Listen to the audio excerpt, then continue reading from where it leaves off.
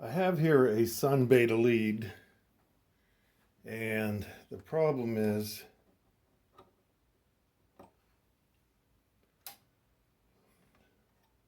that when it's on, it's putting out minus 40 volts.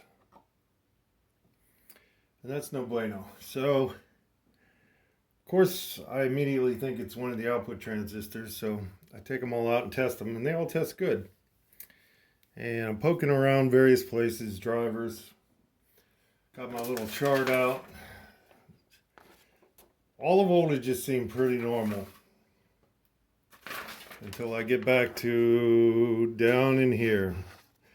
The minus 15 is missing. That's this guy right here. See that? They've got it like, it has a heat sink and a bunch of glue. But this little circuit right here is not putting out any voltage. Now the other one